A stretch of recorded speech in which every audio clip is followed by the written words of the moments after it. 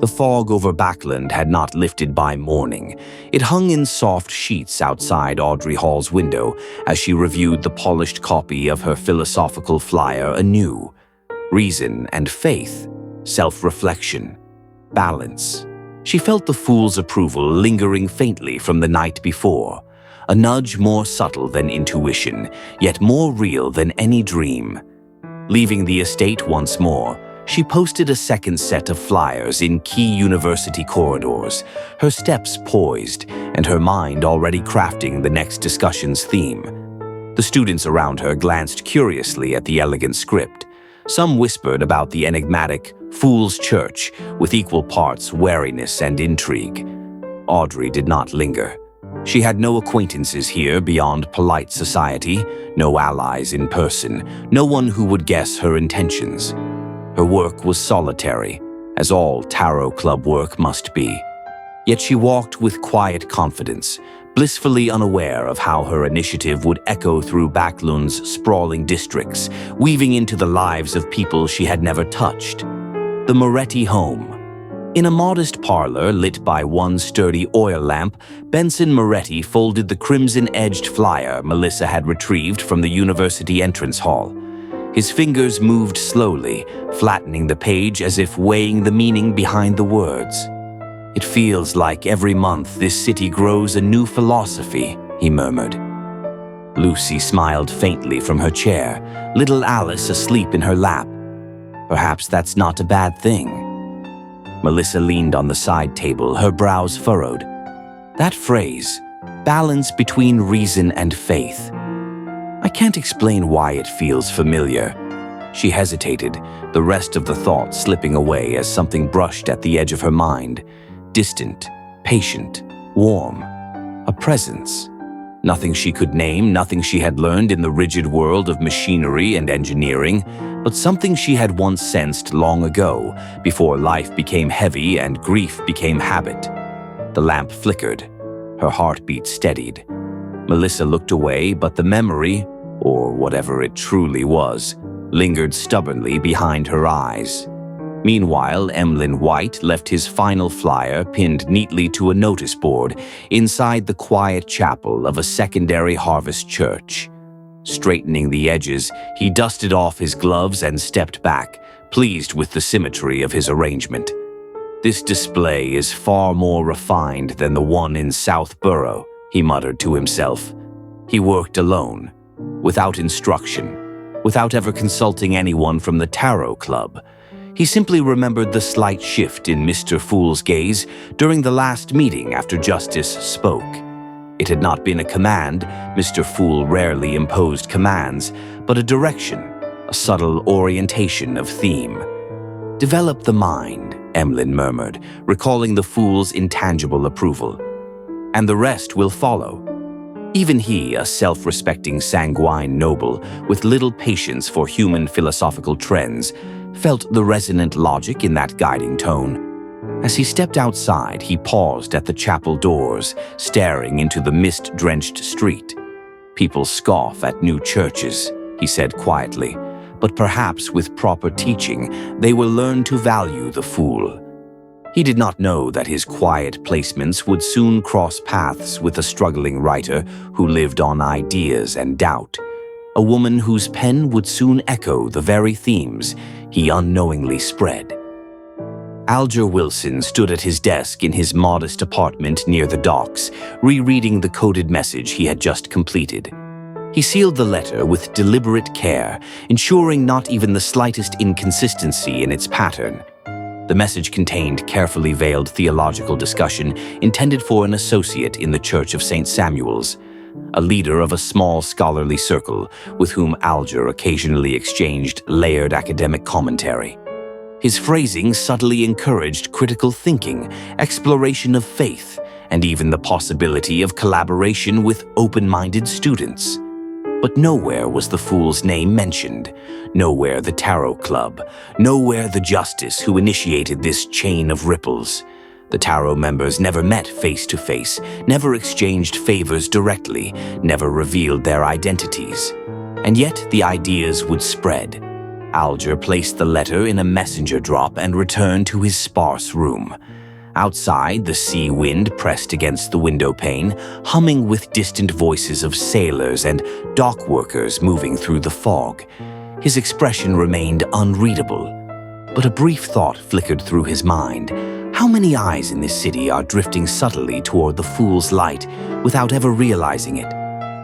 Force Wall sat hunched at her cramped desk in the small apartment she shared with Shio Derecha. The lamp flame wavered, casting elongated shadows across stacks of manuscripts, ink bottles, half-finished research notes, and the disorganized remnants of 3 abandoned plot outlines. She tapped her pen against a half-written chapter of her newest serialized story.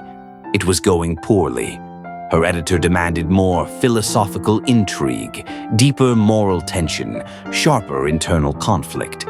Force had spent hours thumbing through historical essays, theological fragments, and dusty mystery novels, but the right angle refused to present itself. CO burst into the room without knocking, dropping a stack of constabulary documents onto the table.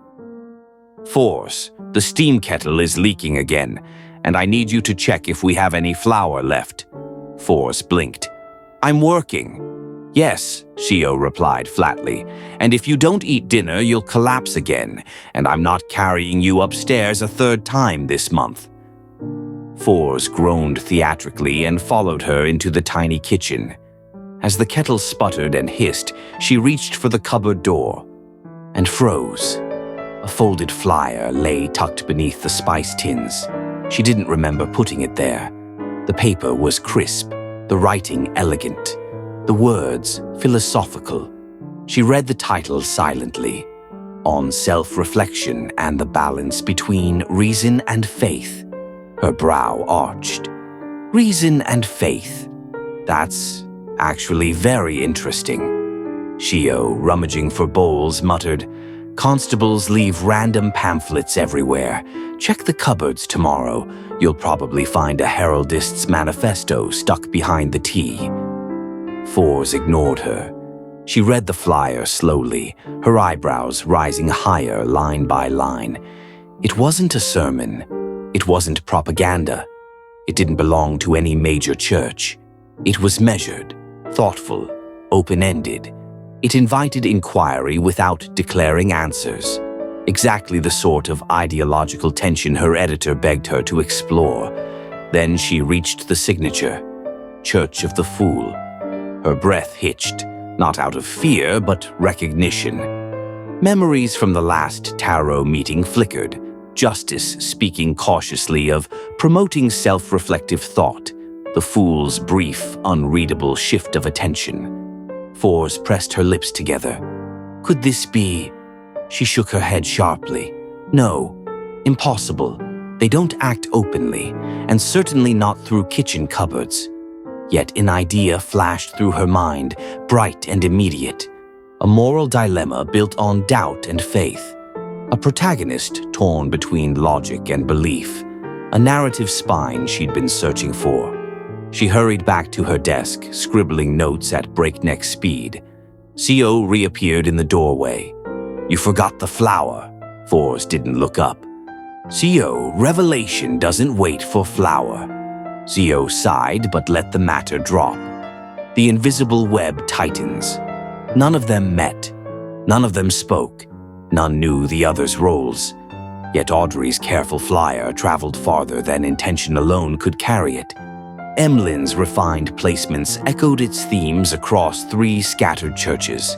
Alger's coded message stirred discourse among scholars who unknowingly stood at the edges of a new philosophical movement. Melissa Moretti felt a tremor of recognition, an echo of a brother whose fate she could not begin to imagine. And Force Wall, bright, stubborn Force, caught the spark fully, molding it into the heart of her next literary arc. Their actions, each conducted in isolation, formed a strange harmony, a quiet current, a pattern invisible to all of them, yet perfectly aligned like threads drawn together by the soft, sleeping breath of a hidden god. The evening after the flyer unsettled her thoughts, Melissa returned to her room with a heaviness she couldn't quite name. Her textbooks lay open on the desk, mechanical diagrams, energy flow equations, a half-finished project draft she had planned to submit to the Backlund University of Technology and Industry when her transfer request finalized.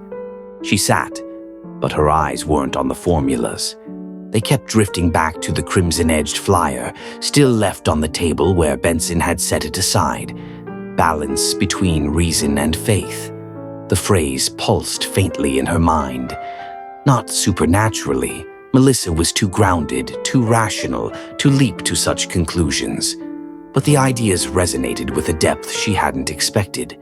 And then, unexpectedly, something clicked. Not mystically, intellectually, mechanically, as though the concepts of belief and introspection aligned perfectly with the elegance of physical systems. A mind was a machine of symbols. Faith, a pattern of equilibrium. Understanding, a balance between tension and release. She blinked. Her pencil was already in her hand, pages filled rapidly, not with theology, but with a sudden surge of insight into her engineering project. Solutions she had fought for days now unfolded with startling clarity.